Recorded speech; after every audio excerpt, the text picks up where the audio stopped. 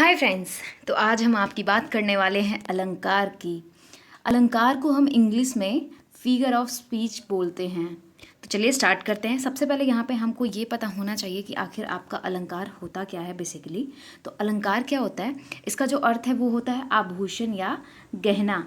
तो जिस प्रकार आभूषण से शरीर की शोभा बढ़ती है, उसी प्रकार अलंकार से क्या होता है, अलंकार से हमारा जो काव्य होता है उसकी शोभा बढ़ जाती है।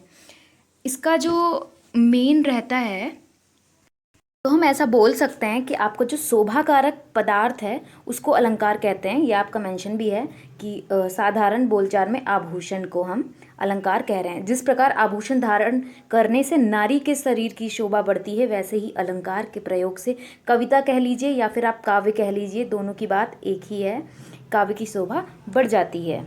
चलिए आगे देखते हैं इसके भेद कितने हैं। तो बेसिकली आपका जो अलंकार है ये दो प्रकार का होता है। कौन कौन सा है? एक आपका है शब्दालंकार, दूसरा है आपका अर्थालंकार। इस वीडियो में हम पार्ट 1 में सिर्फ और सिर्फ आपका शब्दालंकार का डिस्कशन करेंगे। अर्थालंकार हम पार्ट 2 में देखने वाले हैं। चलिए, तो अलंकार का जो भेद है वो दो हैं। पहला है आपका शब्दालंकार। शब्दालंकार क्या होता है? जहाँ काव्य में शब्दों के प्रयोग से कविता में सौंदर्य और चमत्कार उत्पन्न होता है, वहाँ आपका शब्दालंकार होता है। शॉर्ट में हम इसे ऐसे बोल सकते हैं कि केवल शब्दों द्वारा, सिर्फ और सिर्फ शब्दों द्वारा चमत्कार अगर उत्पन्न होता है तो वो आपका शब्द हो गया। जैसे नाम ही है आपका शब्द, अगर इसका आप संधि विच्छेद करेंगे तो क्या होगा आपका शब्दालंकार का? शब्द प्लस अलंकार। तो क्या होगा आपका?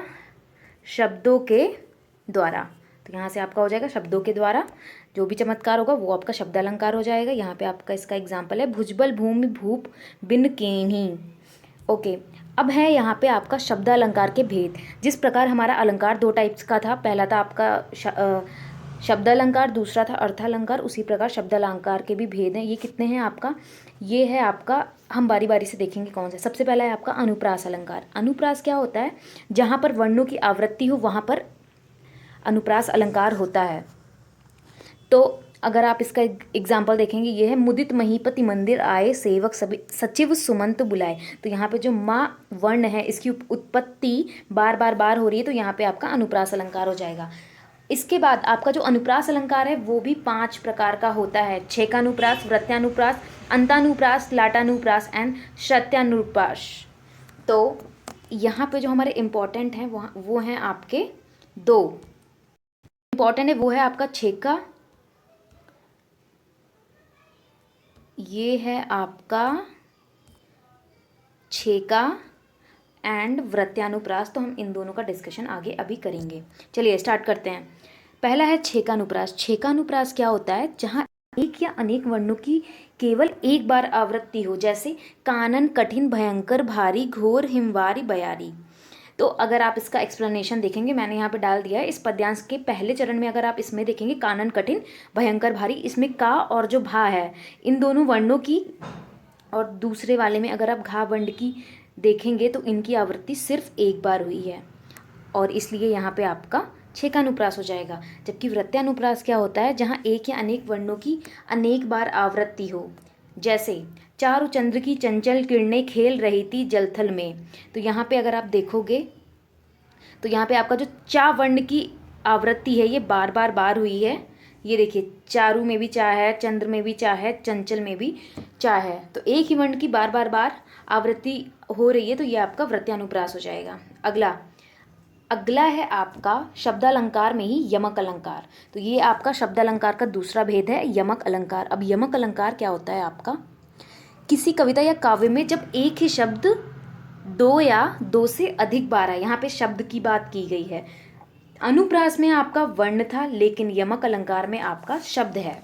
तो यहाँ पे एक ही शब्द दो या दो से अधिक बार आए और उसका अर्थ भिन्न भिन्न हो, वहाँ पे आपका यमक अलंकार होता है। इसका एग्जाम्पल तो ये बहुत ही ज़्यादा फेमस है, आप सभी को पता होगा। कनक कनक ते सौगुनी मादकता अधिकाय, या खाए बोराए जग या पाए बोराए।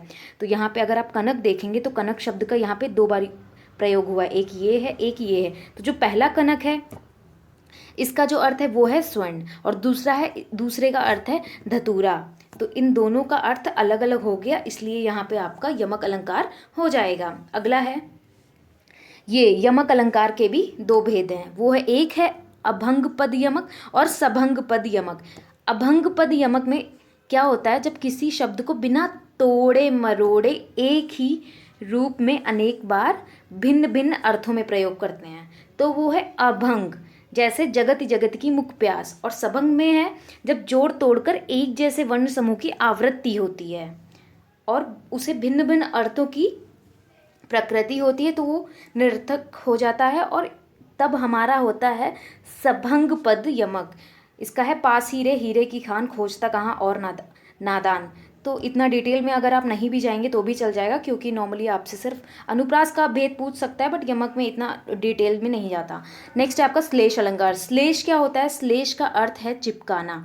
तो जहाँ शब्द तो एक बार प्रयुक्त किया जाए पर उसके एक से अधिक अर्थ निकले, वहाँ श्लेष अलंकार। श्लेष अलंकार बेसिकली ये है कि जहाँ पर आपका एक शब्द सिर्फ और सिर्फ एक बार आए बट उसके जो अर्थ हैं वो काफ़ी सारे निकलें, तो वो आपका श्लेष अलंकार होता है। ये भी एग्जाम्पल काफ़ी फेमस है। रहीमन पानी राखिए बिन पानी सब सून, पानी गए ना उबरे मोती मानस शून। तो इसमें क्या है, इसमें पानी आपका सिर्फ एक बार यूज़ हुआ, लेकिन जो इसके अर्थ हैं ये इन सभी के संदर्भ में अलग अलग इसका अर्थ है। तो ये देखिए, एक मोती के संदर्भ में चमक है और इज्जत और जल, तो ये है आपका श्लेष अलंकार। और दूसरा है आपका सुवर्ण को ढूंढत फिरत कवि व्यभिचारी चोर। तो इसके भी दो अर्थ हैं सुवर्ण के, एक है सुंदरी एक है सोना।